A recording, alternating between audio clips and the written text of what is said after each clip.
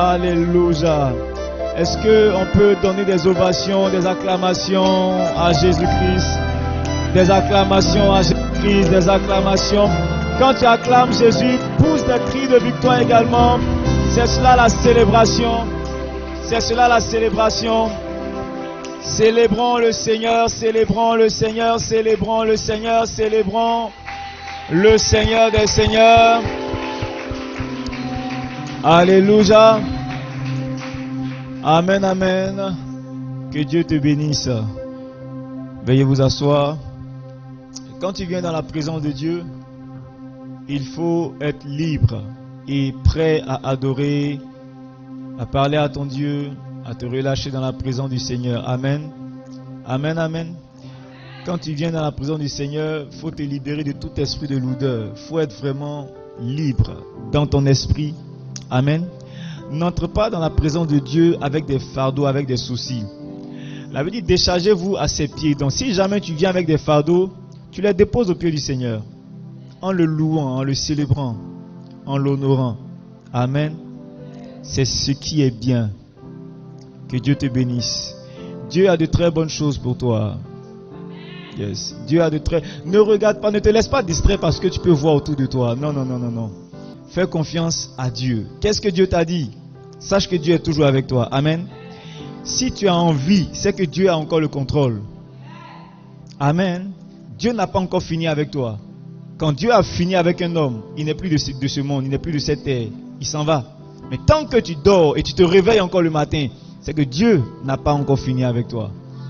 Et tant que Dieu n'a pas encore fini, quelque chose de bon peut arriver soudainement. Dis à ton voisin, soudainement, tu verras quelque chose de bon t'arriver. Yes. Amen. Dieu te bénisse. Soyez les bienvenus. L'église ABMCI, Alliance Biblique Missionnaire Côte d'Ivoire. L'église où le Seigneur transforme des personnes ordinaires en de véritables leaders par l'évangile vrai du Christ. Amen. Et donc si tu es en cellule, je pense que tu es au très bon endroit. Prenons ensemble Proverbe 3, versets 13 à 26. Proverbe 3, versets 13 à 26. Si tu l'as, nous allons tous nous tenir debout pour honorer la parole du Seigneur. C'est notre manière d'honorer la parole du Seigneur. Amen.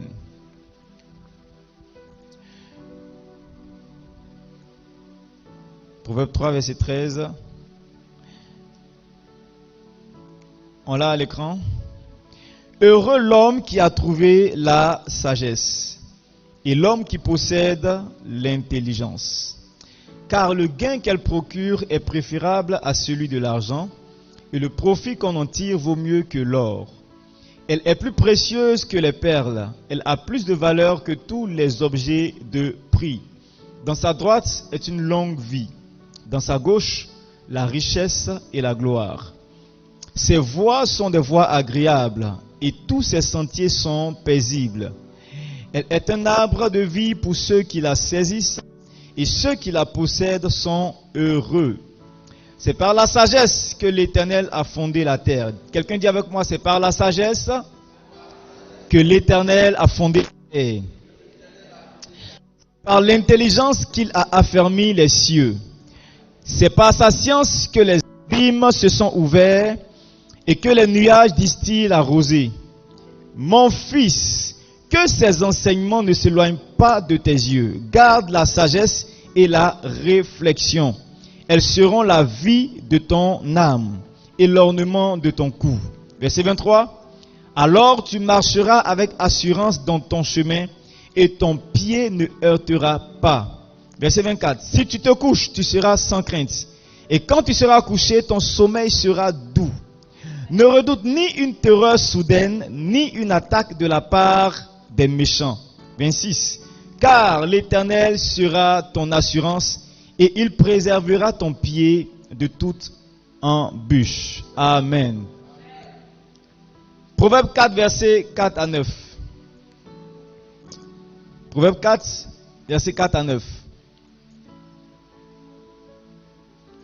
Il m'instruisait alors et il me dit, que ton cœur retienne mes paroles. Observe mes préceptes et tu vivras. Verset 5. Acquiert la sagesse, acquiert l'intelligence. N'oublie pas les paroles de ma bouche et ne t'en détourne pas. Ne l'abandonne pas et elle te gardera. Dis à ton voisin, n'abandonne pas la sagesse. Elle te gardera. Aime-la et elle te protégera. Amen. Le dernier verset, Proverbe 24, verset 3. Proverbe 24, verset 3. Proverbe 24, verset 3. C'est par la sagesse qu'une maison s'élève et par l'intelligence qu'elle s'affermit. On peut le relire ensemble. 1, 2, 3. C'est par la sagesse qu'une maison s'élève et par l'intelligence qu'elle s'affermit. Amen. Que Dieu vous bénisse. Veuillez vous rasseoir. Ce matin, le thème de notre message, c'est l'art d'extraire la sagesse. Dis à quelqu'un l'art d'extraire la sagesse. Nous parlons de la sagesse ce matin. Depuis Gethsemane, je pense que Dieu veut nous faire vraiment du bien. Et c'est pourquoi il nous instruit de parler de la sagesse. Quand je prie, je demande au Seigneur, donne-moi un message, donne-moi un thème, donne-moi une orientation. Et quand il a déjà gravé un thème dans mon esprit et qu'il ne donne pas de nouveaux thèmes, ça veut dire qu'on doit continuer dans le même thème et sur le même chemin. C'est pourquoi ce matin encore, nous parlerons de la sagesse. À Gethsemane, on a commencé, on a parlé de la sagesse, on a survolé plusieurs aspects, mais nous allons entrer dans les détails pour parler de la sagesse. Alléluia. De nombreux chrétiens peinent à voir des résultats, à voir les promesses de Dieu s'accomplir dans leur vie. De nombreux chrétiens finissent par être frustrés parce qu'ils n'ont pas compris que pour l'accomplissement d'une promesse, il ne s'agit pas seulement que de Dieu, mais il s'agit de Dieu et de l'homme. Alléluia. Il s'agit de Dieu et de l'homme. Il est important de parler de la sagesse à l'église parce que l'église a la puissance, l'église a l'onction. Mais s'il y a une chose qui manque de plus en plus à l'église, c'est la sagesse. C'est la raison pour laquelle il y a moins de manifestations de la gloire de Dieu dans l'église. C'est la raison pour laquelle de nombreux chrétiens ne s'en sortent pas. Les amis, en tant que pasteur, je constate malheureusement, et sans pouvoir y faire grande chose, que de nombreux chrétiens passent à côté de leur destinée, pas parce qu'ils n'ont pas reçu la puissance de Dieu, pas parce qu'ils n'ont pas le Saint-Esprit. Est-ce que tu sais que tu peux avoir le Saint-Esprit en toi et échouer brillamment ta vie? Je vais répéter. Tu peux avoir le Saint-Esprit assis en toi et échouer ta vie. Parce que échouer la vie et puis aller au ciel, avoir le salut, c'est deux choses différentes. Alléluia. Tu peux échouer sur la terre et rater même le plan de Dieu pour toi sur la terre et puis retourner au ciel parce que tu as le salut. Donner ta vie à Jésus-Christ, c'est un fait. Tu as reçu le Saint-Esprit, c'est un fait. Tu as le salut. Si tu meurs aujourd'hui, tu vas directement au ciel parce que tu es enfant de Dieu. Amen. Maintenant, quand nous sommes sur la terre, quand tu as donné ta vie à Jésus-Christ, Jésus-Christ t'a pas repris pour t'envoyer directement au ciel le jour où tu lui as donné ta vie. Il t'a laissé sur la terre. Pourquoi? Parce qu'il y a un but à accomplir ici. Amen. L'église, l'ancienne église, si je peux m'exprimer ainsi, a rattaché notre christianisme seulement à aller au ciel. Ça ne s'arrête pas là. On n'est pas chrétien seulement pour aller au ciel. Avant d'aller au ciel, il y a des choses à accomplir ici. Amen. Quand Dieu a pris Adam et Ève, il a refait la terre et il les a mis sur la terre, dans un endroit qu'on appelle Éden, où sa présence était manifestée. Alléluia. Et donc, il les a mis là et il leur a donné un commandement: multipliez, remplissez, assujettissez. Donc, Dieu a un plan pour ta vie, il a un but pour la terre. Il a un objectif qu'il va accomplir pour la terre. C'est la raison pour laquelle toi et moi, nous sommes là. Donc, quand nous avons donné notre vie à Jésus, il ne nous a pas pris en même temps. C'est maintenant qu'on a commencé la mission pour laquelle on est sur terre. Quand tu donnes ta vie à Jésus, c'est le point de départ. Et pour la plupart des chrétiens, donner sa vie à Jésus, c'est la fin. J'ai donné ma vie à Jésus, j'attends d'aller au ciel. Non. Alléluia. Est-ce qu'on est ensemble ce matin? Demande à ton voisin si ça va. Mes amis, il est grand temps que l'Église revienne sur les choses essentielles. Sinon, on risque de rater notre mission sur la terre et repartir au ciel pour être blâmé là-bas. Tu es parti sur la terre, qu'est-ce que tu as fait? Non, j'ai donné ma vie à Jésus, oui. Et puis ensuite, oui. Donner ta vie à Jésus, c'est Jésus qui a envoyé le Saint-Esprit. Toi, qu'est-ce que tu as fait avec le Saint-Esprit? Non, je venais à l'église, je priais, il y avait la puissance qui se manifestait. Oui, d'accord, il y avait la puissance. Tu as fait quoi avec cette puissance? Combien d'âmes tu as gagné? Combien de territoires on a eu pour le compte du royaume des cieux? C'est pourquoi il est important de parler de sagesse dans l'église. Alléluia. Il est important de parler de sagesse. La Bible dit, c'est par la sagesse que l'Éternel a formé la terre. C'est par la sagesse que le ciel répand la pluie, la rosée. Donc il n'y a pas que la puissance. La puissance c'est une très bonne chose. L'onction c'est une très bonne chose. Mais un chrétien accompli doit associer les deux, doit être équilibré. Dis avec moi, équilibré. L'onction plus la sagesse feront de nous des hommes agréables devant Dieu.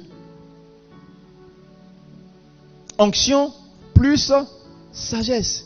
Dans la Bible, on a un prophète, un oint de l'Éternel, qui est mort super endetté, au point où celui à qui il devait voulait prendre ses enfants pour en faire des esclaves. Est-ce qu'il n'était pas choisi de Dieu? C'était un prophète. Donc il parlait de la part de Dieu. Et il ne mentait pas. Mais il était endetté. Sa famille était en train de croupir dans la pauvreté. Au point où après sa mort, ses enfants ne commencent même pas à zéro. Ses enfants commencent à moins 2000. On veut les prendre comme esclaves pour rembourser la dette de leur père avant de commencer eux leur vie. Pourquoi? Parce que leur père avait l'onction, avait la puissance, mais il n'avait pas la sagesse. Dis à ton voisin, nous deux, on a besoin de sagesse. Faut pas croire que je suis en train de prêcher pour ton voisin seulement. Mais généralement dans l'église, quand un message est lancé, chacun balance avec son voisin. Prêche, pasteur, amen, mais son amen là, c'est pour son voisin. Un homme qui manque de sagesse sera assis près d'une montagne d'or et il va croupir dans la pauvreté parce qu'il manque de sagesse. Un homme qui manque de sagesse sera assis près d'un courant d'eau et mourir de soif. Yes. Un homme qui manque de sagesse va voir la manne tomber du ciel. Il va se demander si le Dieu qui fait tomber la manne, est-ce qu'il est vraiment puissant même? Manque de sagesse. Yes. Un homme qui manque de sagesse, c'est un homme qui sera assis aux portes des cieux, à 50 mètres du ciel. Il va finir par se retrouver dans les profondeurs de l'abîme. Parce qu'il manque la sagesse. Pour juste faire un pas pour entrer. Il va s'arrêter là pour dire non, c'est la puissance de Dieu qui m'a envoyé ici. La puissance de Dieu, les anges vont me porter pour me ramener là-bas. Il est arrivé des moments, des gens voulaient frapper Jésus. Ils voulaient le pousser d'une montagne pour le faire tomber. Le Fils de Dieu, il n'a pas dit ainsi par l'Éternel, les anges descendaient. La Bible dit, il a fui. Ça, c'est la sagesse. Il sait que si je ne fuis pas, je risque de mourir avant le temps et je risque de ne pas accomplir le but pour lequel je suis sur terre. Je ne sais pas comment il s'est débrouillé, il a fui.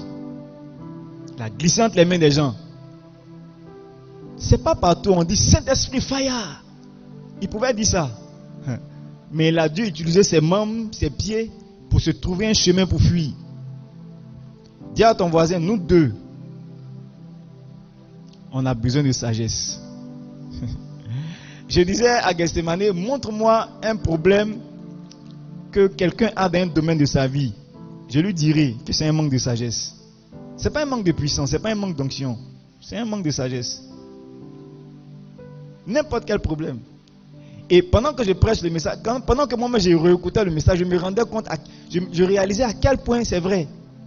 Et j'ai analysé moi-même ma vie. J'ai dit, tel domaine là, mais pourquoi ça s'est passé comme ça? Et je réalise que j'ai manqué de sagesse dans tel domaine, c'est pourquoi j'ai eu telle situation. Que celui qui a des oreilles écoute, qu'il comprenne et qu'il change, afin de voir la gloire de Dieu se manifester. La gloire de Dieu est prête à se manifester. Amen. Là où il n'y a pas de sagesse, Dieu même est limité. Si Dieu veut faire de grandes choses, qu'il manque la sagesse, il est limité. Il est limité. Ça là, il faut noter ça quelque part et il faut réfléchir à ça. Là où il n'y a pas de sagesse, Dieu est limité. Si ce n'est pas la sagesse qu'il a fondé la terre, ça veut dire que s'il n'y a pas de sagesse, il allait être limité par rapport à la formation de la terre. Tu ne peux pas dissocier Dieu de sa sagesse. Impossible.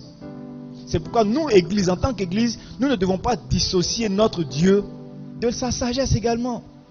On prend la puissance, on dit non, on laisse la sagesse, le Saint-Esprit va tout faire. Non. Le Saint-Esprit a sa part, et également nous avons notre part. Amen. Lorsqu'on parlait de Gethsemane, on a cité 10 éléments, je crois 9 éléments, qui sont la preuve de la sagesse d'un homme. Qui s'en souvient? En fait, je demande ça sciemment pour que tu puisses introduire ça, ou bien comment dire, pour que tu puisses absorber ça et vivre avec 10 éléments qui sont la preuve de la sagesse d'un homme. 1, c'était quoi? Là, la promotion. Alors que tu retiens cela, la promotion viendra dans ta vie au nom de Jésus. Tu seras promu dans ta vie. Alléluia. 2, l'honneur. Tu seras honoré dans ta vie. Alléluia. Le Seigneur enverra des gens qui vont t'honorer, qui vont t'honorer, qui vont t'honorer. La promotion vient avec l'honneur également. Donc les deux choses-là seront ton partage. Ton niveau de sagesse va augmenter. Et on va t'honorer dans cette vie au nom de Jésus. Le déshonneur ne sera plus ton partage. Partout où tu passes et tu as honte, ça ne sera plus ton partage. Aucun enfant ne sera pour toi source de déshonneur. Au nom de Jésus. 3. Le bonheur. Dis avec moi, je vivrai dans le bonheur tous les jours de ma vie. Au nom de Jésus. Tu vas vivre un vrai bonheur. Ce n'est pas un bonheur fabriqué. Ce n'est pas un bonheur où tu as décidé d'accepter les miettes que tu as toujours voulu, que tu te bats, ça ne quitte pas sur toi. Donc tu dis, bon, je prends, c'est ce que Dieu m'a donné. Non, je ne parle pas de ce bonheur. Je parle d'un vrai bonheur où tu auras tout ce dont tu as besoin pour être heureux. Tu sais, quand on donne une parole, qu'elle t'intéresse, il faut dire Amen avec un cœur. Il ne faut pas négliger le prophétique. Le prophétique est très puissant. Avant que quelque chose arrive dans ta vie de façon physique, ça doit venir d'abord de façon spirituelle. De façon spirituelle, ça vient d'abord par une parole. C'est la parole qui nourrit l'esprit. Regardez, quand Jésus-Christ devait commencer son ministère, avant de commencer le ministère, il rentre dans le temple, il prend le livre d'un pasteur, prophète Ésaïe. Le prophète Ésaïe avait écrit dans son livre, il y a longtemps, que l'esprit de l'Éternel est sur moi. C'est Ésaïe qui parlait de lui. Il dit, l'esprit de l'Éternel est sur moi. Il m'a oint pour annoncer une bonne nouvelle, guérir les malades. Quand Jésus-Christ doit commencer son ministère, quand il rentre dans le temple, il prend le livre du prophète Ésaïe et il lit. Il dit, l'esprit de l'Éternel est sur moi. Il parle de lui, Jésus maintenant. Il dit, l'esprit de l'Éternel est sur moi car il m'a oint pour annoncer une bonne nouvelle aux pauvres. Et quand il finit de citer tous les versets, il dit, aujourd'hui cette parole s'accomplit, il s'agit de moi. Il n'a pas dit il s'agit d'Ésaïe. Il dit il s'agit de lui. Donc à chaque fois que tu veux commencer quelque chose, mais tu veux voir quelque chose s'accomplir dans ta vie, quand tu trouves une parole dans la Bible qui t'intéresse, dis aujourd'hui cette parole s'accomplit parce qu'il s'agit de moi. Voilà comment le prophétique fonctionne. Alléluia. Donc quand on dit tu vas vivre dans le bonheur, il ne faut pas écouter, vous dire ok, j'ai compris, ok. Tu viens de laisser quelque chose passer. Ne joue pas avec le prophétique. Amen. Tu vivras dans le bonheur au nom de Jésus. 4. La paix. Tu connaîtras la paix à tous les niveaux. La paix dans ton cœur. La paix dans ta vie. Dans ton foyer, tu connaîtras la paix. Tes enfants seront pour toi source de paix. Ton mari ou ta femme sera pour toi source de paix. Tout ce qui enlève la tranquillité n'est pas ton partage. 5. La longévité. Tu vivras au nom de Jésus. et tu seras rassasié de jours. Rien ni personne ne pourra abréger tes jours. Yes. La maladie ne va pas t'emporter. Un accident ne va pas t'emporter. Une situation quelconque ne va pas t'arracher la vie. Tu vas vivre jusqu'à ce que tu sois fatigué. Tu vas faire une prière pour dire, ok Seigneur, j'ai vu tous mes enfants, j'ai vu tous mes petits-enfants, et je les ai appelés, même ils viennent demain, donc demain tu peux me prendre. C'est toi qui as décidé quand tu t'en vas. Amen. Frère, c'est possible. Si tu ne crois pas en cela, moi je ne vais pas mourir de maladie. Yes. Tu vas bien vieillir. Tu n'es pas obligé de tomber malade pour mourir. Tu n'es pas obligé d'agoniser et faire peur à tous les petits-enfants avant de mourir. Non, tu es couché comme tu parles. Bon, soyez sage. Toi, il faut servir Dieu. Continue à suivre le Seigneur. Toi, tu as compris ce que je t'ai dit? Non. Tu les bénis, tu les bénis, tu les bénis. Ok, allez jouer maintenant, je vais me reposer. Et tu dors, tu es parti en paix. Ça, c'est une bonne mort. Yes. Cela sera notre partage. Amen. Yes. 6. Capacité à diriger les hommes. L'esprit de leadership vient sur ta vie maintenant au nom de Jésus. Tu reçois la capacité à savoir connecter avec tout type d'hommes au nom de Jésus. Les hommes difficiles, les hommes faciles, tu trouves un moyen de te connecter à eux au nom de Jésus-Christ. Amen. 7. La richesse et l'abondance. Le manque n'est plus ton partage au nom de Jésus-Christ. Tu vivras dans l'abondance. Les saisons où tu avais juste ce qu'il te faut sont terminées. Tu rentres dans une saison où tu as plus que ce dont tu as besoin au nom de Jésus. Tu vis dans l'abondance au nom de Jésus-Christ. 8. Les choses qu'on bâtit à partir de cette année et à partir d'aujourd'hui, je déclare sur ta vie. Si tu n'as pas de maison, tiens-toi debout. Tu n'as pas de maison, lève-toi. Tu n'as pas de terrain, tu n'as pas de maison, tu n'as pas encore construit de maison en ton nom. Lève les mains, dis à partir d'aujourd'hui, je suis un bâtisseur. À partir d'aujourd'hui, je suis un bâtisseur. À partir d'aujourd'hui, je bâtis des maisons. À partir d'aujourd'hui, le mystère des terres n'est plus caché pour moi. Le mystère de la construction n'est plus caché pour moi. Je découvre le mystère et je deviens un bâtisseur. Au nom de Jésus. Tu bâtiras des écoles. Tu bâtiras des orphelinats. Tu bâtiras des hôpitaux. Tu bâtiras une maison, 2 mètres. Tu bâtiras une cité qui portera ton nom. Esprit de location, locataire, libère ta vie. Yes. Alléluia. Assieds-toi. Yes. Alléluia. 9. La créativité, ta capacité à créer augmente. Ta capacité à trouver des solutions à chaque problème augmente. Tu ne seras pas à court d'idées au nom de Jésus. 10. Ou bien s'arrêter à 9. Amen. Toutes ces bénédictions-là, toutes ces preuves de sagesse sont ton partage au nom de Jésus-Christ. Nous avons dit comment extraire la sagesse. Comment devenir un homme sage. Comment devenir un homme sage? 1. On devient un homme sage par la méditation. Josué 1 verset 8. On va le réciter ensemble. Je veux que tu retiennes ce passage. Josué 1 verset 8. 1, 2, 3. Que ce livre de la loi ne s'éloigne point de ta bouche. 1, 2. Médite-le jour et nuit. 3.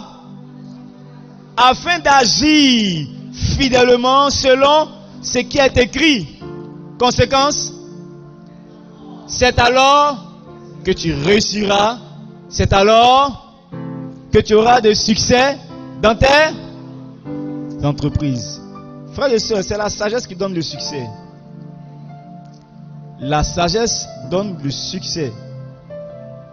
Amen. Comment devenir un homme sage? Par la méditation. Regardez. Pour que Josué puisse gagner le combat, contre Jéricho. L'Esprit de Dieu était déjà avec Josué. Amen. L'Esprit de Dieu était déjà avec le peuple d'Israël. Mais ça ne suffisait pas. Quand vous allez lire l'histoire, vous allez voir que Dieu a envoyé un ange pour laisser un message à Josué. Dieu a envoyé un ange pour laisser un message à Josué. Pour lui dire que ce livre de la loi ne s'éloigne pas de ta bouche. Alléluia.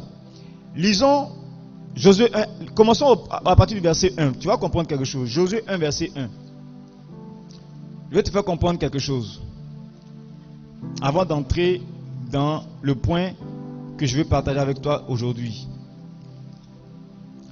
Josué 1, verset 1.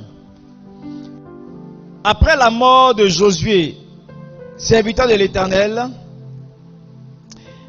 l'Éternel dit à Josué, fils de Nun, serviteur de Moïse, Moïse, mon serviteur, est mort. Maintenant, lève-toi, passe ce Jourdain, toi et tout ce peuple, pour entrer dans le pays que je donne aux enfants d'Israël. Amen. Verset 3. Tout lieu que foulera la plante de votre pied, je vous le donne. Donc Dieu commence à faire des promesses à Josué. Il dit, tout lieu que foulera la plante de votre pied, je vous le donne, comme je l'ai dit à Moïse. Vous aurez pour territoire depuis le désert et le Liban jusqu'au grand fleuve, le fleuve d'Euphrate, tout le pays des Étiens jusqu'à la grande mer vers le soleil couchant.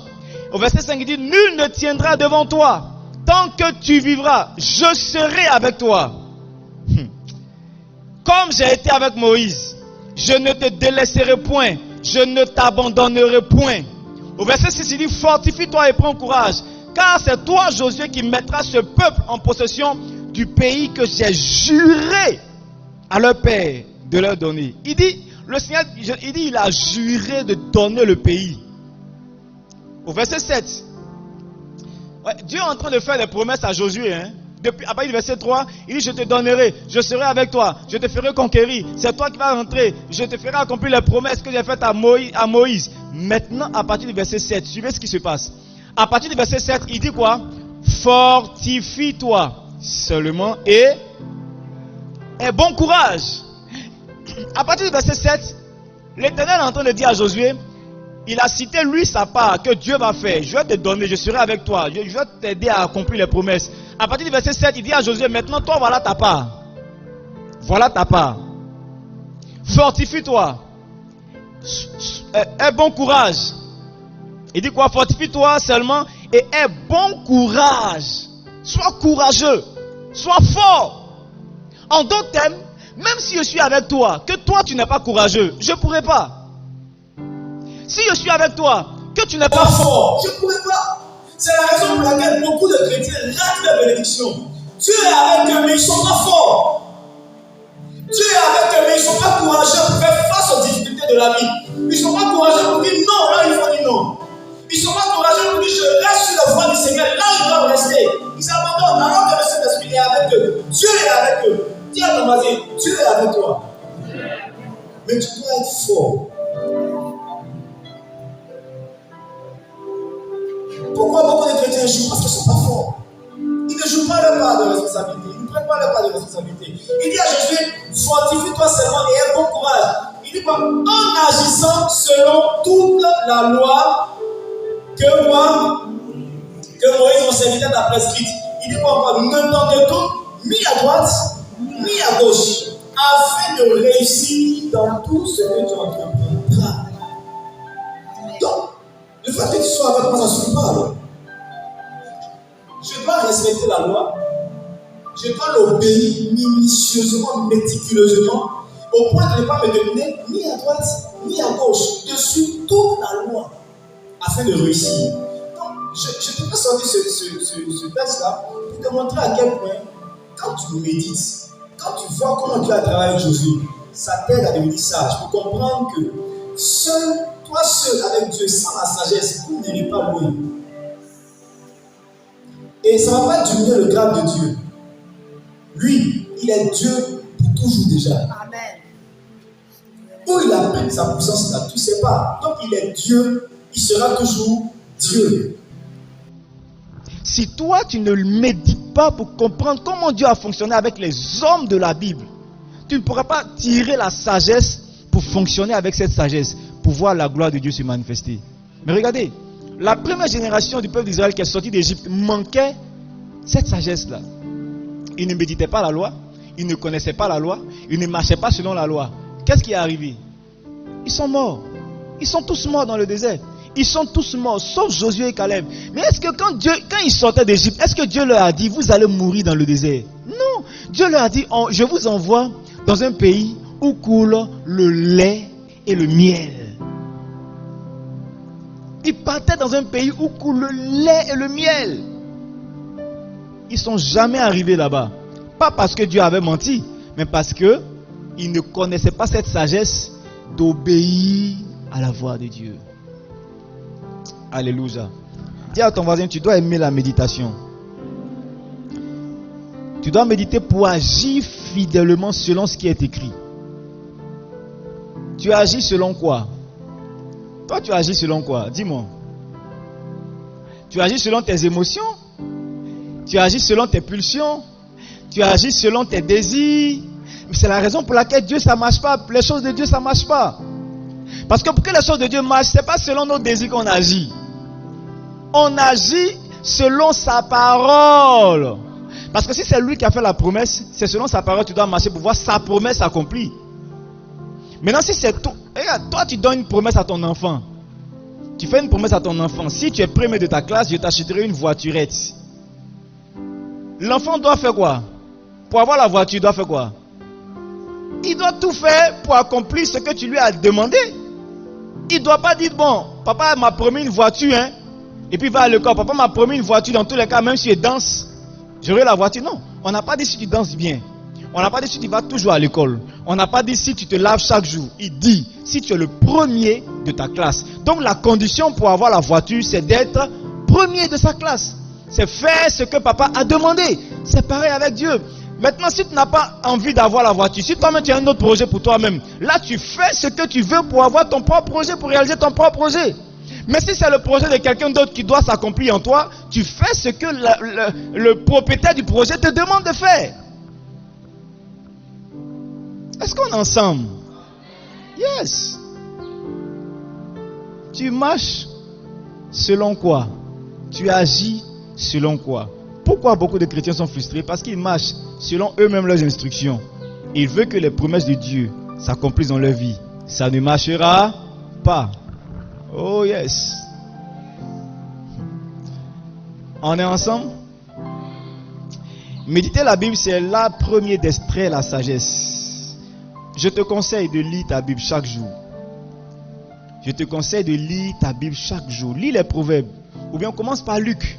Apprends la vie de Jésus. Prends 30 minutes chaque jour. Lis ta Bible. Ne serait-ce que 30 minutes. Lis ta Bible chaque jour. Avant de faire quoi que ce soit. Tu vas devenir quelqu'un de sage. Tu vas apprendre beaucoup de la vie. Amen. 2. Acquérir la sagesse par le principe d'une écoute et d'une lecture répétitive. Comment extraire la sagesse? Par une écoute et une lecture répétitive. Amen. Répétitive. Ça veut dire quoi? Tu ne dois pas écouter une fois, mais tu ne dois pas lire une fois. Parce que méditer, ce n'est pas lire une fois. C'est lire plusieurs fois et réfléchir sur ce que j'ai lu.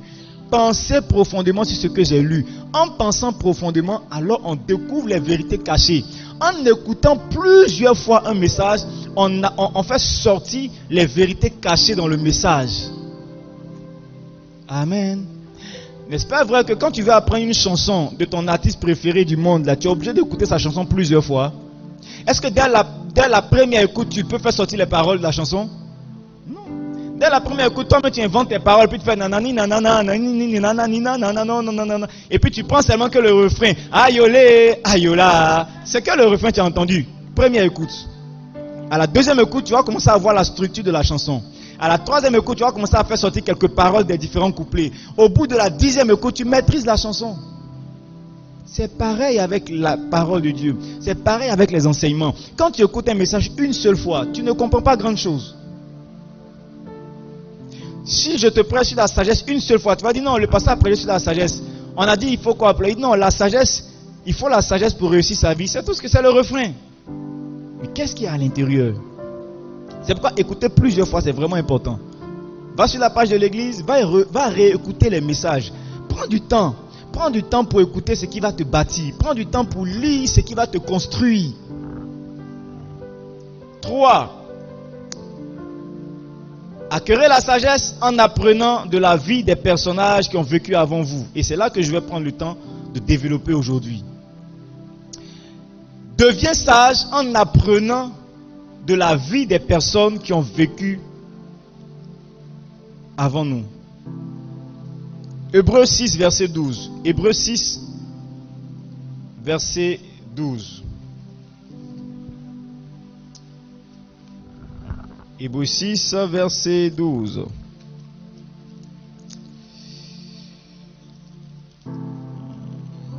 Hébreux 6, verset 12. Mets-le à l'écran s'il te plaît. On va aller vite, mets-le à l'écran. Hébreux 6, verset 12. En sorte que vous ne vous relâchez point et que vous imitiez ceux qui, par la foi et la persévérance, héritent les promesses. Donc, afin d'imiter ceux qui, par la foi et la persévérance, héritent les promesses. Donc, la Bible nous parle de l'imitation. Imiter ceux qui ont réussi. Imiter ceux qui, par la foi et la persévérance, ont hérité des promesses. Si toi, tu as des promesses que tu n'as pas encore eues, il faut regarder la vie de ceux qui ont obtenu les promesses. Et puis, marche comme ils ont marché. C'est une manière d'avoir la sagesse également. Amen. Tu as vu quelqu'un, par exemple, toi tu veux devenir un millionnaire multimilliardaire. Et tu ne connais rien à propos de la vie des multimilliardaires. Tu es mal barré. La meilleure manière de devenir vite millionnaire ou milliardaire, c'est de regarder ceux qui ont réussi dans le milliard. Et puis aller leur demander, tu as fait comment? Donne-moi tes clés. Où tu es passé? Comment tu gères? Tu veux avoir un grand ministère d'évangéliste. Tu regardes ceux qui ont réussi dans le ministère. Et tu t'approches, tu leur demandes, homme de Dieu, comment tu as fait? Comment tu pries? Comment tu médites? Comment tu évangélises? Où tu trouves la force?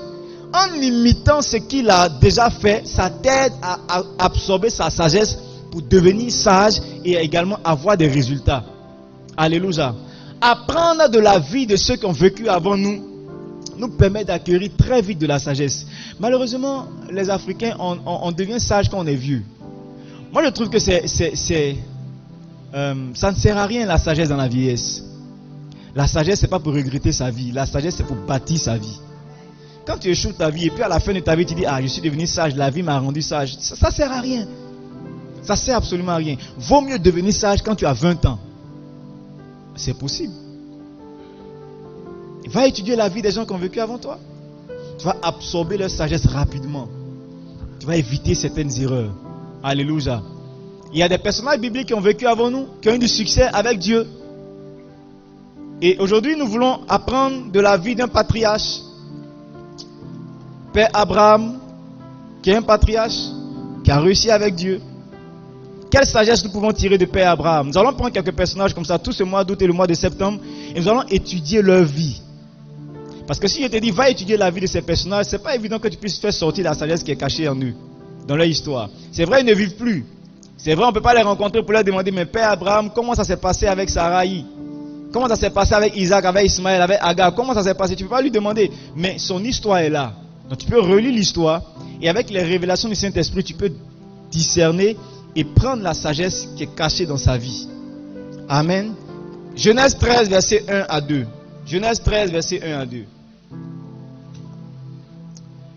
Genèse 13, verset 1 à 2. Est-ce que ce matin, je parle à quelqu'un ce matin? Amen. Genèse 13, verset 1 à 2. Abraham, Genèse 13, verset 1. Abraham remonta d'Égypte vers le midi, lui, sa femme et tous ceux qui lui appartenaient, et Lot avec lui. Abraham était très riche en troupeaux et en argent.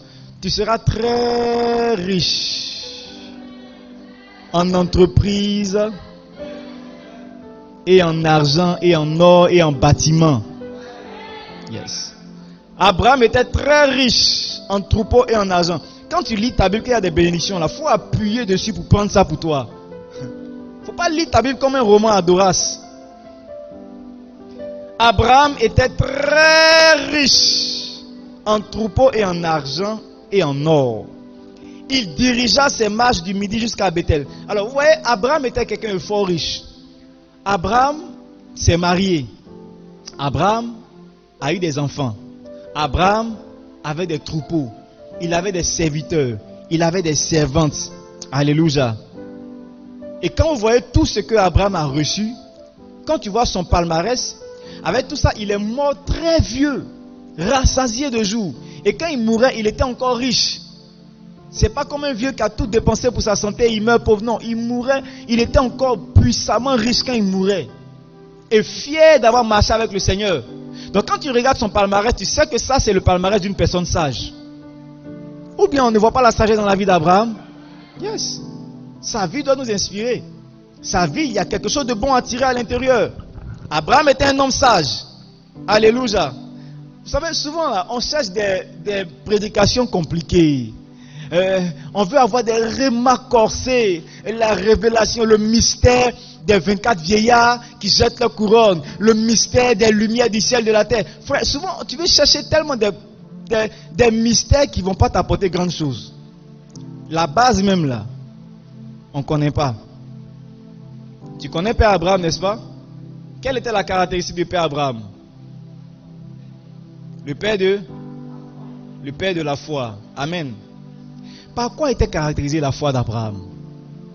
Qu'est-ce qui a montré la foi d'Abraham? Capitaine.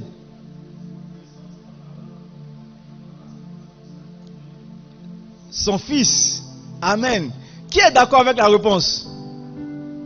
D'autres sont en train de découvrir la réponse et ils ne savent pas que ce que tu as dit là, c'est dans la Bible. Hein? Beaucoup ne savent pas. Ils savent que Abraham, c'est le père de la foi. C'est tout. Sinon, accepter de sacrifier son fils, tout ça là, c'est trop compliqué. Alléluia.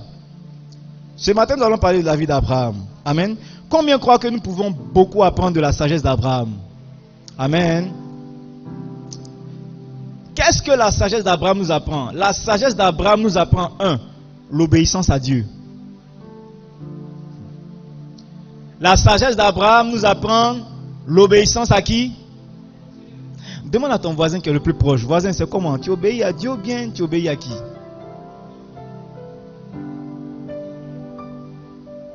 Genèse 12, verset 1 à 13. Genèse 12, verset 1 à 13. 3, pardon. Genèse 12, verset 1 à 3. L'Éternel dit à Abraham, va-t'en de ton pays, de la patrie, de ta patrie et de la maison de ton père, dans le pays que je te montrerai. Je ferai de toi une grande nation, je te bénirai, je rendrai ton nom grand, et tu seras une source de bénédiction. Je bénirai ceux qui te maudiront, et je maudirai ceux qui te maudiront, et toutes les familles de la terre seront bénies en toi. Amen.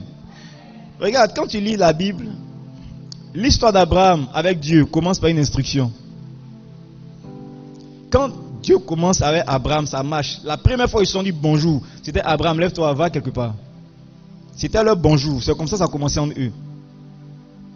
Et ça a continué, parce que quand Dieu a dit à Abraham, lève-toi, quitte la maison de ton père, va quelque part que je te montrerai quand tu seras en chemin.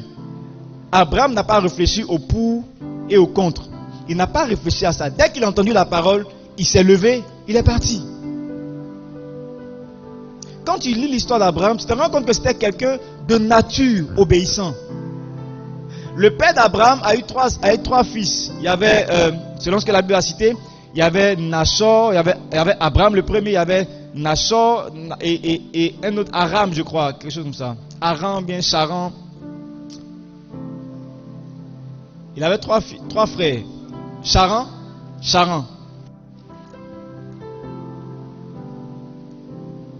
Et le dernier est mort. Il y a eu deux autres frères qui étaient restés, Abraham et son frère Nachor. Et le père d'Abraham, quelque part, il a laissé Nachor et il a continué son parcours avec Abraham. Il a continué son parcours avec son premier fils, Abraham. Ça veut dire qu'Abraham était quelqu'un d'obéissant, prêt à suivre son père partout. Amen. Donc quand Dieu vient parler à Abraham, c'est parce que Dieu sait que Abraham est quelqu'un qui est obéissant. Donc quand Dieu parle à Abraham, automatiquement, Abraham obéit, il se met à suivre le Seigneur. Il se met à aller là où il ne connaissait pas. La première sagesse qu'on retrouve dans la vie d'Abraham, c'était quelqu'un d'obéissant. Quelqu'un d'obéissant. L'obéissance est la clé numéro 1 de la sagesse que tout chrétien doit avoir. On parle beaucoup d'obéissance à l'église, mais la vérité, de vous dire la vérité, sur 100 chrétiens, de vous dire la vérité, je peux parler? Non, quand il dit je peux parler, tu dis parle. Est-ce que je peux te parler? Je peux pousser? Ok, on est ensemble. Sur 100 chrétiens, il n'y a que 2 chrétiens obéissants à Dieu. En vérité, comme le Seigneur Jésus dit là, vérité, en vérité, je vous le dis, sur 100 chrétiens, il n'y a que 2 qui sont obéissants. Yes. 2. Pas beaucoup. Pourquoi je le dis? Parce qu'il n'y a pas beaucoup de grâces qui sont reversées sur l'église. On ne voit pas beaucoup de bénédictions. On ne voit pas. Ce que tu vois sur ta vie, tu crois que c'est bénédiction là. Si Dieu ouvre tes yeux pour voir ce qui devait venir. Souvent là, il pleut, il faisait chaud chez toi, et puis il commence à pleuvoir à main. Et puis la rosée là, arrive à Dallas, tu dis, ah, enfin on est un peu béni. Frère, si Dieu ouvrait tes yeux pour voir ce qui se passe à main, tu allais pleurer pour savoir que la rosée que tu as ici là, c'est les restes de ce qui est tombé à main là, qui sont venus chez toi. Les miettes. Non, c'est vrai, on parle d'obéissance, mais bon, dans tous les cas, Dieu il est miséricordieux, hein, il nous comprend. La preuve, j'ai une voiture, la preuve, j'ai une maison. Mon père disait, si tu marches dans la désobéissance, que tu as une voiture, ça veut dire que ce que Dieu devait te donner en réalité, quand tu allais obéir, c'est 100 fois mieux que ce que tu as. Soit c'est des miettes que tu as reçues, ou bien tu as une marionnette dans les mains de Satan. Il t'utilise, il te donne juste pour ne pas que tu sentes que tu es vraiment en train d'obéir à Dieu et que tu es en train de rater quelque chose de plus grand. Donc il te donne une petite Toyota, puis il dit, oh, la gloire de Dieu est là dans tous les cas. Oh, pasteur prêche, dans tous les cas, Dieu est fidèle. L'obéissance. Dis à ton voisin, nous devons obéir à Dieu. Yes. Obéir à Dieu est une sagesse, ce n'est pas une faiblesse. L'obéissance cache d'innombrables bénédictions. Toutes les promesses de Dieu sont reliées à l'obéissance. Autrement dit, un chrétien désobéissant ne verra rien de bon arriver dans sa vie. Toutes les promesses que Dieu a faites à Abraham étaient reliées à une seule chose, l'obéissance. Regardez toutes les promesses qu'il a faites à Abraham. C'était lié à quoi? À l'obéissance. L'obéissance. L'obéissance, c'est ta clé d'accès à la bénédiction. C'est ta clé d'accès au niveau supérieur. Dieu a une bonne bénédiction pour toi. Dis-moi amen.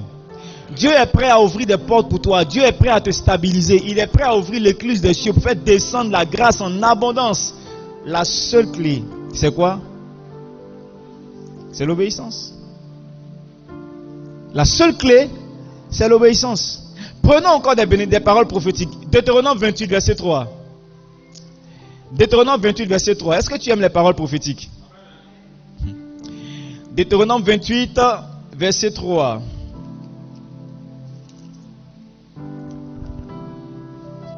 Deutéronome 28, verset 3. La Bible nous dit quoi? Tu seras béni dans la ville et tu seras béni dans les champs. Le fruit de tes entrailles, le fruit de ton sol, le fruit de tes troupeaux, les portées de ton gros et de ton menu bétail, toutes ces choses seront bénies. Au verset 5. Ta corbeille et ta huche seront bénies. Ça veut dire quoi?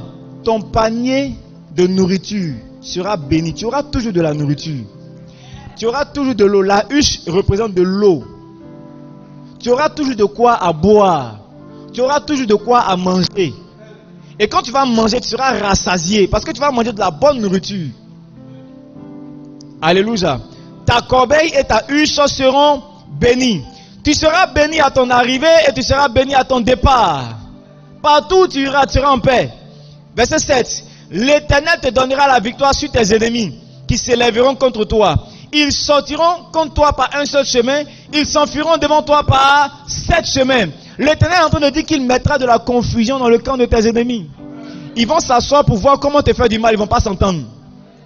L'autre vont dire tuons-le, l'autre vont dire non, coupons son bras. Non, pourquoi on coupe son bras? Non, on n'a qu'à piquer. Sinon, non, mais pourquoi toi tu dis ça? Et puis par là va commencer, ils vont t'oublier. La confusion dans le camp de tous tes ennemis au nom de Jésus. Non, donnons-lui l'héritage. Non, il ne faut pas lui donner l'héritage. Pendant qu'ils sont en train de faire palabre, quelqu'un va passer derrière pour prendre l'héritage, pour dire tiens ta chose. Yes.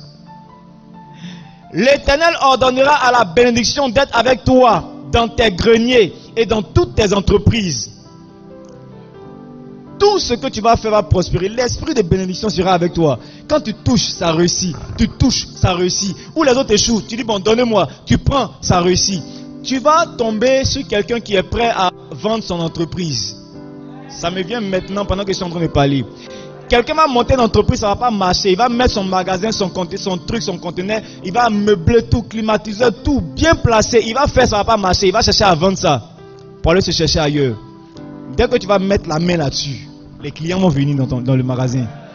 Ça va commencer à marcher. Quand tu vas toucher, la bénédiction va commencer à se manifester. Il te bénira dans le pays que l'Éternel ton Dieu te donne. Tu seras pour l'Éternel un peuple saint, comme il te l'a juré. Lorsque tu observeras le commandement de l'Éternel ton Dieu, que tu marcheras dans ses voies. Verset 10. Tous les peuples verront que tu es appelé du nom de l'Éternel et ils te craindront. Tu vas inspirer la peur aux gens. Tu inspireras la peur. Yes. C'est bon d'inspirer la peur aux gens. Hein? C'est très bon d'inspirer la peur et le respect. Tu n'es pas encore arrivé. Mais quand on dit il arrive, tout le monde sait savoir.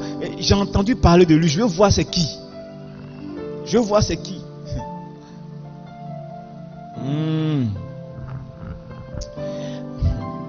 L'Éternel te comblera de bien en multipliant le fruit de tes entrailles.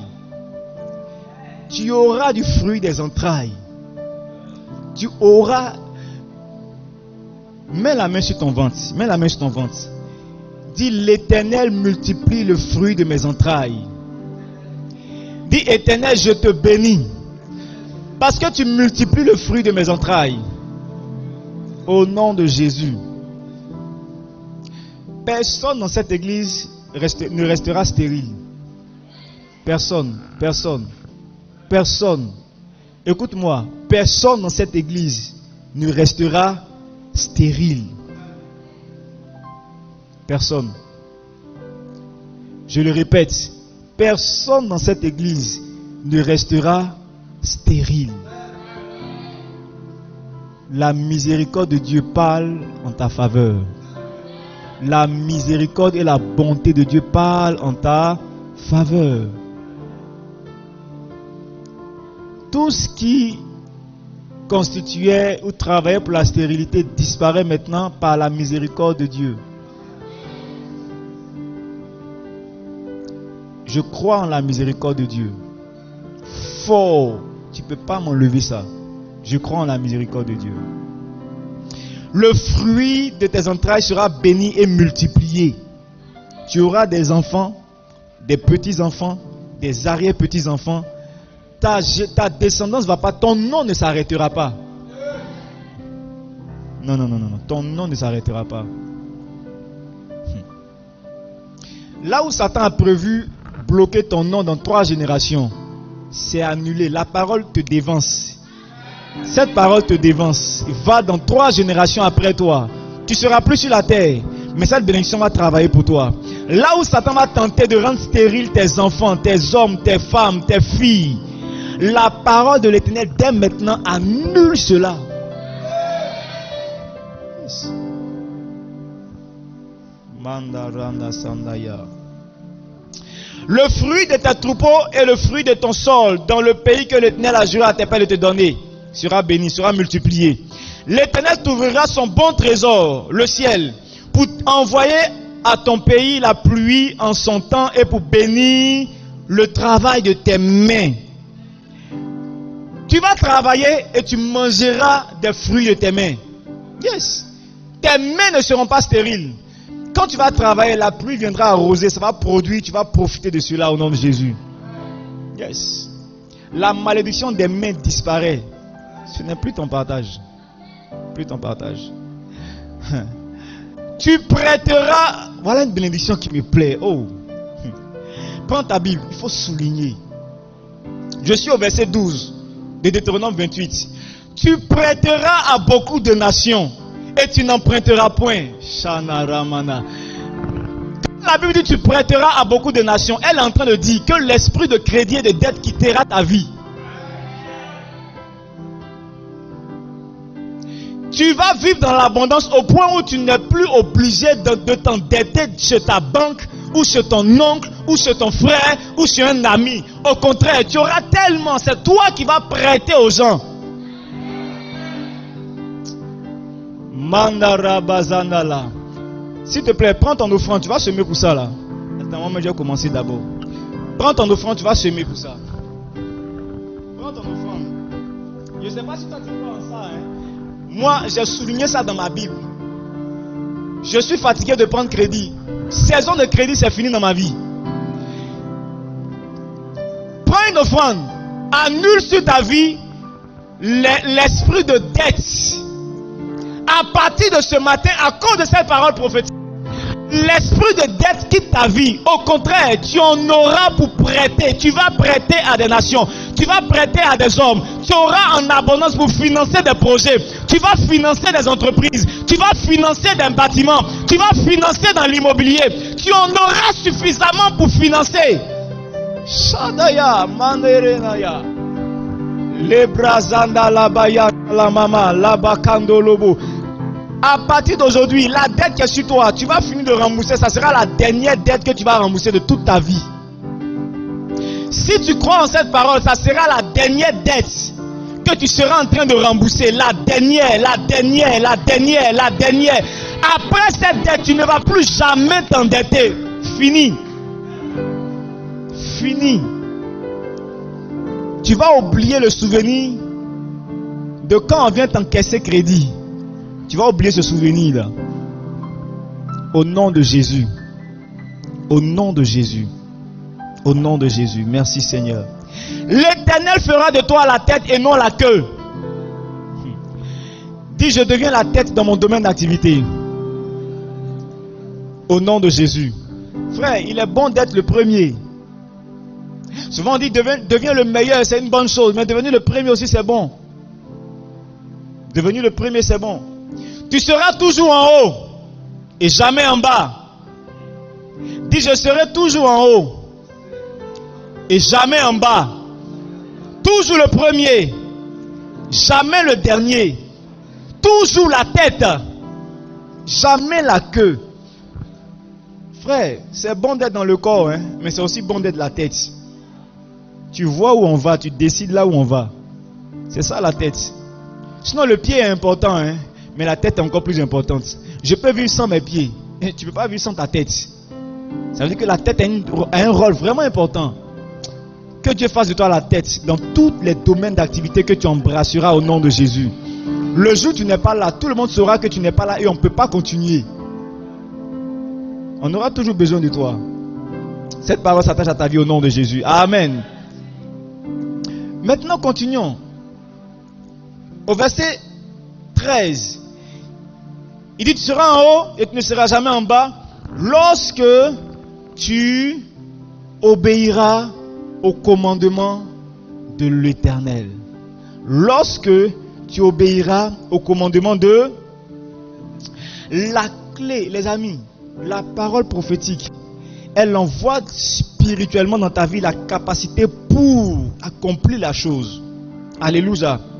Maintenant, la clé physique pour voir ces choses être manifestées, la clé, il dit, lorsque tu obéiras au commandement de l'Éternel. Voilà ce qu'on ne nous a pas dit depuis longtemps. Et voilà le problème. On a la parole prophétique. Maintenant, notre responsabilité, c'est de faire quoi? Obéir. Lorsque tu obéiras au commandement de l'Éternel. Regarde au verset 9. Il dit, au verset 9, il dit, tu seras pour l'Éternel un peuple saint, comme il te l'a juré. Comme il te l'a fait quoi? Il te l'a juré. Maintenant, la phrase qui suit directement juré là, c'est quoi? lorsque tu observeras encore. Ça veut dire que même si j'ai juré que toi, tu n'observes pas, il n'y a rien. Je ne sais pas si quelqu'un arrive à comprendre combien de fois l'obéissance est importante dans la vie du chrétien. Si nous sommes une église obéissante, vous allez voir les merveilles de Dieu se manifester dans vos vies. Nous allons voir les merveilles de Dieu se manifester. Il y a des prières que tu ne feras pas. Tu pries beaucoup pour un truc là parce que tu n'es pas obéissant. C'est la raison pour laquelle depuis ça ne vient pas. Tu pries pour le mariage. Depuis le mari ne vient pas parce que tu n'obéis pas au Seigneur. Quand le Seigneur dit va évangéliser, tu ne veux pas évangéliser. Quand tu entends de prier, tu ne veux pas évangéliser. Dans l'évangélisation, là, tu vas pêcher quelqu'un qui va t'envoyer son ami. Son ami va te regarder. Il va dire, ah mais voilà, chair de ma chair, os de mes os. Tu vas aller évangéliser quelqu'un, un jeune homme. Il va venir à l'église. Il va faire venir son oncle. Son oncle va financer ton projet. Tu vas aller évangéliser quelqu'un. Il va faire venir quelqu'un qui est directeur d'entreprise. Il va venir dire, bon écoutez, on cherche des gens pour les placer dans des différents postes dans la société. Ta prière est finie. Tu vois, souvent l'exaucement de notre prière là, c'est lié, c'est pas souvent même, tout le temps, l'exaucement de ta prière est lié à une instruction de Dieu. Si tu n'obéis pas, tu vas continuer à prier jusqu'à mourir en priant.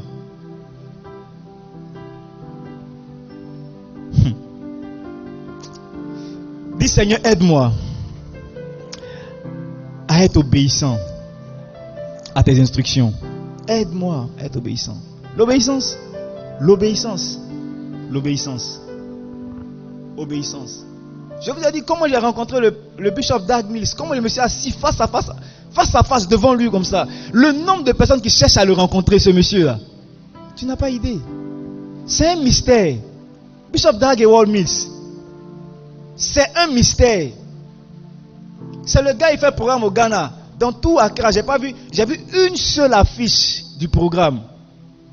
Une seule affiche à l'entrée de la ville où il fait sa croisade. C'est plein. La croisade est pleine. Comment il communique, on ne sait pas. C'est un mystère. Les gens viennent de Singapour. Les gens viennent de France. Les gens quittent en Allemagne, à Londres. Ils viennent pour l'écouter. C'est un mystère. C'est pas comme si ce qu'il dit là, tu n'as jamais entendu. Hein. Mais quand tu entends pour lui là, c'est tout dans ton oreille. Comment j'ai fait pour rencontrer un type? Il y a des gens même qui sont dans son conseil de l'église, conseil de la croissance de l'église. Ils soutiennent son ministère puissamment. Ce n'est pas avec les 200 000. Quand on dit ils soutiennent le ministère, ils soutiennent sérieusement son ministère. En euros. Ceux-là, même pour le rencontrer. Mais quand le programme est fini, il est parti. Lui, il sort ici, eux, ils ne sortent pas ici. Moi, le fils de M. Kofo et fils spirituel du pasteur Alexandre Amazou, dans le fin fond de Daloa, j'ai quitté Daloa pour aller à Accra en car, même pas en avion. Et j'ai rencontré le gars. D'autres personnes sont venues en avion, n'ont pas pu le voir. Comment ça s'est fait? Obéir à une instruction en 5 secondes. 5 secondes. Un pasteur nous a dit, tous ceux qui veulent semer dans la vie du Bishop Dag, faites vos enveloppes et puis envoyez-moi ça, je vais lui donner. Je n'avais plus d'argent. Il dit, si tu veux faire une enveloppe, fais au moins $1000. On ne donne pas moins de $1000 à mon père. $1000, ça fait près de 600 et quelques mille. Quand j'ai calculé tout ce qui était dans mes poches, il me restait, quand j'ai converti en dollars, c'était $150. Je suis très loin de $1000. J'ai mis mes $150 dans une enveloppe. J'ai donné à l'homme de Dieu. Il ne sait pas ce qu'il y a dedans. Il dit, homme de Dieu, voilà ma semence. Il faut donner au Bishop Dag. Il a pris, il est parti. Un dimanche, avant de commencer le culte, tout le monde tourne un peu. Je tourne aussi avec tout le monde, les amis pasteurs. Et puis à un certain moment, je me détache. Et puis je vais m'arrêter à l'entrée du temple. Ils ont ouvert les portes. On dit tout le monde entre, le culte va commencer. Et moi, je suis arrêté devant, je ne sais pas ce qu'il cherche. Et je vois un pasteur qui sort. Et il fait sortir une délégation avec lui. Les gens qui sont, quand tu les vois, tu sais que c'est des gens. Tu sais que c'est des gens qui le suivaient. Ils passent, ils s'en vont. Et puis, il m'a vu et il a enlevé son regard, il continue à faire son travail et s'apprêtait à partir. Et puis l'Esprit de Dieu me dit, appelle-le, salue-le. Frère, Il y a des gens là, on ne fait pas malin sur eux. Hein. Quand la voix de Dieu m'a dit, appelle-le, salue-le, automatiquement, j'ai hésité un peu, puis en 2 secondes, j'ai dit, révérend. Les gens m'ont regardé, il dit, révérend. Quand il m'a regardé, j'ai dit, bonjour révérend, Dieu vous bénisse. Il dit, oh, pasteur Israël, ça va? Il a étiqueté 2 secondes, il dit, viens vite, viens avec moi. Il faut me montrer courir. Je ne sais pas où on partait, mais il dit, viens. Je l'ai suivi, il a pris ma main. Tourner dans un couloir, tourner ailleurs, arriver dans un autre couloir. On dit enlève ton portable, dépose ton argent, ton portefeuille, enlève tout ce qui est métal sur toi. Il dit ça, on va quelque part de bon. Il a déposé, on m'a scanné, il dit rentre. Quand tu tournes, voilà Bishop Dag qui est assis. Bishop Dag et Walmis. Je m'assois, je ne sais pas ce que je vais dire au monsieur. Comment j'ai rencontré un tel monsieur? Obéissance en 5 secondes. 5 secondes. Frères et sœurs, tout ce que tu recherches sur cette terre est rattaché à une obéissance. Ça là, tu ne peux plus m'enlever ça. C'est rentré. Obéissance. Je m'assois à côté du papa. Il déclare des paroles prophétiques sur ma vie en anglais. Frère, je ne comprends rien, mais écrit Amen. Amen. Je prends seulement. Je n'ai pas besoin de comprendre. C'est mon esprit, ça nourrit. Mon esprit comprend toutes les langues. Donc je réponds Amen. Frère, si on ne comprend pas parler en langue et puis on dit Amen, c'est pas anglais, on ne va pas dire Amen. J'ai répondu Amen. Quand il a fini, il dit on va prendre une photo ensemble. Et puis j'ai pris ma photo avec lui. Frère, c'est une photo phénoménale. Il y a des gens qui ne vont jamais avoir cette photo-là jusqu'à ce que le monsieur soit rappelé au ciel. Ma photo est là, j'ai encadré ça gros comme ça. Yes, il est mis à côté de mon papa à Amazou. Amen. C'est venu par quoi? Une instruction. Amen. Dis à ton voisin, nous avons intérêt à être obéissants. Yes. N'oublie jamais que ta grandeur dépend de ton niveau d'obéissance à Dieu. Ta grandeur dépend de ton niveau d'obéissance. Inversement, désobéir à Dieu a également ses conséquences. Regarde, je vais terminer par ça, ce point, et puis je vais m'arrêter. On va terminer le culte. Quand tu désobéis à Dieu, la désobéissance envoie la malédiction. Yes. Désobéir à Dieu envoie toujours la malédiction. Désobéir à Dieu, c'est manquer de sagesse. C'est avoir de la folie. La folie envoie la malédiction. Et le danger, c'est que la malédiction qui suit la désobéissance n'est pas pour toi seul. C'est pour toi, tes enfants, tes petits-enfants, tes arrière-petits-enfants et toute la génération. Jusqu'à ce qu'un décide d'obéir à Dieu et de briser le cycle de malédiction et commencer un nouveau cycle. Regardez Adam. Dieu l'a mis dans un jardin. Dieu dit Adam, mange tout sauf ça. Ça là, ne touche pas. Tu as compris? Il dit, hein? Dès que Dieu tourne le dos, lui et sa femme, ils prennent, ils mangent. Mais regardez où nous en sommes aujourd'hui. Par la désobéissance d'un seul homme, toute la race humaine a pris une malédiction.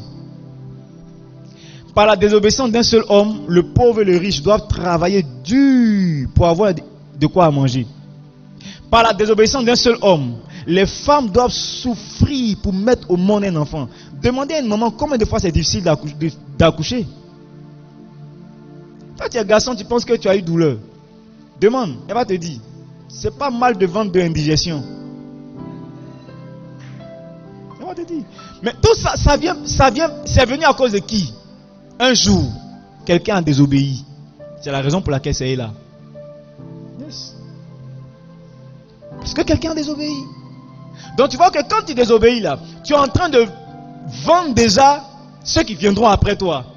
Ta désobéissance a déjà sacrifié la vie de ceux qui a déjà rendu la vie difficile à ceux qui ne sont même pas encore nés. Ils ne sont pas encore nés, mais leur vie est déjà difficile.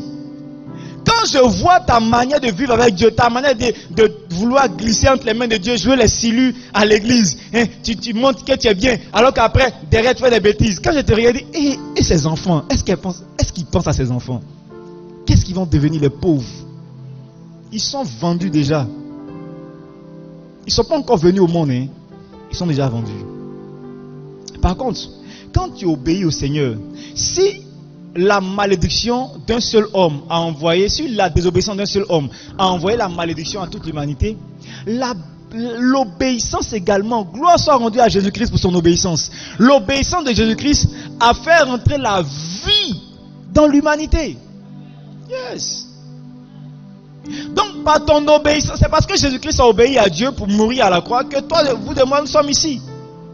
Nous avons reçu la vie. Nous pouvons avoir des paroles prophétiques pour suspendre des malédictions qui ont été prononcées depuis le jardin d'Éden. Alléluia. Suspendre. Parce que Jésus-Christ a obéi. Donc quand tu obéis à Dieu, en fait, tu n'es pas en train de bâtir ta propre vie. Tu es en train de préparer le chemin de ceux qui viendront après toi également. Yes. Tu es en train de préparer le chemin de tes enfants. Moi aujourd'hui, je suis dans le ministère, je ne souffre pas dans le ministère, je vous l'ai dit. Je ne souffre pas dans le ministère. Je suis simplement en train de chercher, j'attends juste le moment pour la croissance. Je n'ai pas de problème. Je dors tranquillement. Non, je ne souffre pas. Pourquoi? Parce que dans le passé, mes parents ont payé le prix de l'obéissance à Dieu. Mes parents ont servi Dieu. Et mes parents continuent de servir Dieu. Donc, ils ont payé ce prix pour moi. C'est pourquoi dans le ministère, je ne souffre pas. Dieu m'accorde toujours ce dont j'ai besoin. Toujours. Toujours. Quand tu obéis au Seigneur, tu es en train de préparer sérieusement l'avenir de ceux qui viendront après toi, tes enfants, tes petits-enfants, tes arrière-petits-enfants. Un homme bien, un homme sage, laisse un héritage aux enfants de ses enfants, donc à ses petits-enfants. Le meilleur héritage que tu puisses leur laisser, c'est ton obéissance à Dieu. C'est la meilleure chose.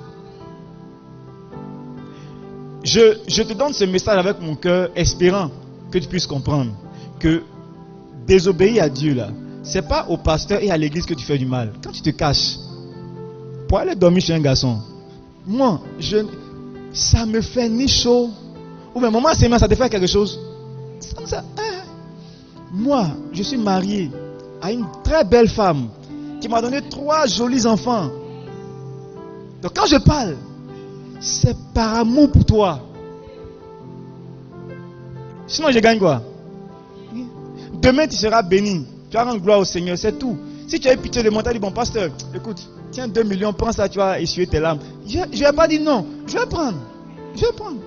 C'est tout. Je ne vais pas dire non. Dieu t'a béni, tu es parti quelque part, tu as eu 3, 4, 5 voitures. Bon, écoute, pasteur, cette voiture-là, ça commence à gêner mon garage. Il faut mettre ça à l'église là-bas. Si quelqu'un veut prendre, faire ses courses, on ne va pas refuser. C'est tout ce qu'on gagne. C'est tout ce qu'on gagne. Tu obéis au Seigneur, tu n'obéis pas. Tu vas, tu voles là-bas, tu fais des corruptions, l'argent, tu détournes et tu viens. La main du Seigneur m'a montré. Continue. La main du Seigneur va te montrer. Amen. Nous avons intérêt à obéir au Seigneur. Décide aujourd'hui d'obéir à Dieu. Décide de lui faire entièrement confiance. Obéir à Dieu, c'est faire entièrement confiance au Seigneur. Quand Abraham abandonne la maison de son père pour décider de suivre Dieu, c'est parce qu'il a entièrement confiance à Dieu. Donc quand tu décides d'obéir à la voix du Seigneur qui te dit, mon fils attend, ma fille attend, assieds-toi, tu as l'impression que tu es en train de perdre du temps. Et Dieu te dit, non, attends. Ah, mais Seigneur, mes amis sont en train d'avancer, mes soeurs sont en train de se marier. Seigneur, voilà quelqu'un qui est là. C'est vrai que c'est un Mauritanien, mais bon, c'est garçon aussi. Le Seigneur te dit, attends ma fille, attends. Quand tu t'assois pour attendre, tu es en train de lui montrer que tu as confiance en lui, tu sais où il t'envoie. Abraham, Dieu a dit à Abraham, va quelque part, que je te montrerai en chemin. Non, Abraham ne savait même pas où il partait. Mais sa confiance pour Dieu l'a poussé à se lever pour dire, allons-y. Tu vas où? Dieu va me montrer ça quand il serait devant. Il a pris sa route, il est parti. Sa confiance en Dieu le pousse à dire, Dieu dit, prends ton fils, l'unique que tu aimes, va le sacrifier. Il prend le petit, dit, petit, allons, on va adorer le Seigneur. Il s'en va. Pourquoi? Il a confiance. Si le gars, il était capable de me donner un enfant à cet âge-là, s'il veut le reprendre, il le reprend, il est capable de donner encore. Il a dit qu'il va me donner un héritier. Donc il est capable, il va le faire. Apprends à faire confiance à Dieu. Alléluia. Dieu est avec toi, il ne t'abandonnera jamais.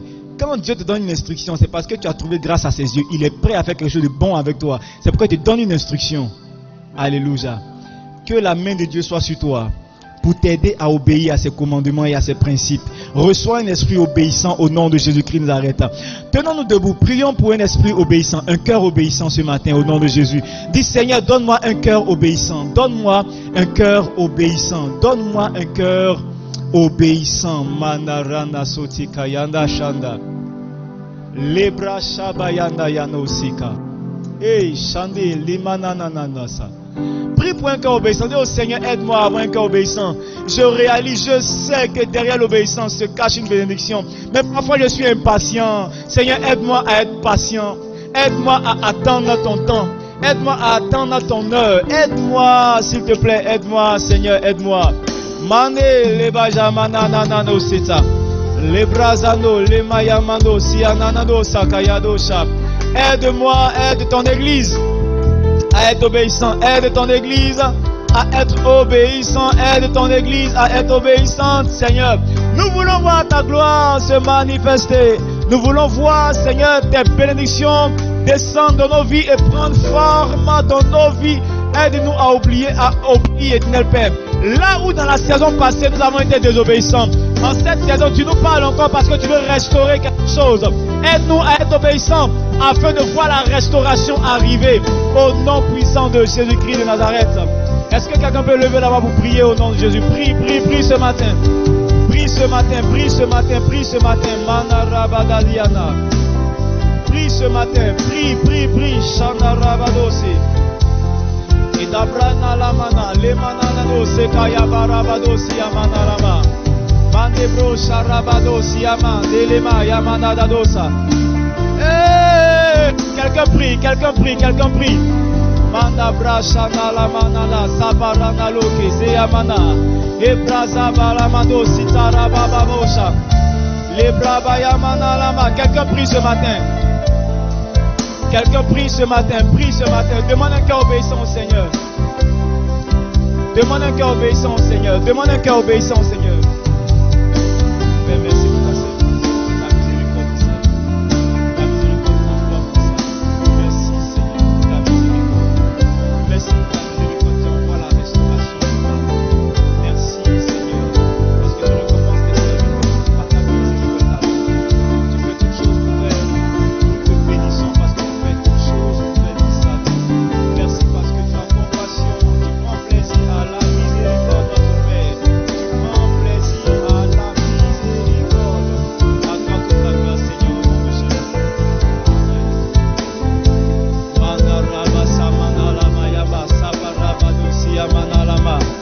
Père, nous te bénissons. Merci pour ce que tu fais. Merci parce que tu nous accordes un cœur obéissant, un cœur agréable, un cœur qui entend tes paroles, un cœur qui met en pratique, un cœur qui est patient, un cœur qui aime la justice, un cœur qui est prêt à t'attendre jusqu'à ce que ton temps arrive. Merci infiniment, Père, parce que tu nous fais encore du bien ce matin. Que toute la gloire te revienne, notre Père. Seigneur mon Dieu, que tout ce qui nous pousse dans la désobéissance, tout, Seigneur, esprit démoniaque qui vient nous pousser à la désobéissance pour nous empêcher de recevoir les promesses sur nos vies, qu'ils soient dévoilés et consumés au nom de Jésus-Christ. Que tout esprit de désobéissance s'éloigne de nos vies au nom de Jésus-Christ. Donne-nous du discernement afin de discerner ta parole lorsqu'elle viendra à nous au nom de Jésus-Christ. Donne-nous du discernement afin d'entendre ta voix lorsque ta voix se lèvera pour nous au nom puissant de Jésus-Christ. Merci infiniment, Père, parce que tu nous fais du bien. À toi la gloire, à toi l'honneur, au nom de Jésus. Amen. Acclamons Jésus. Et prends ton offrande.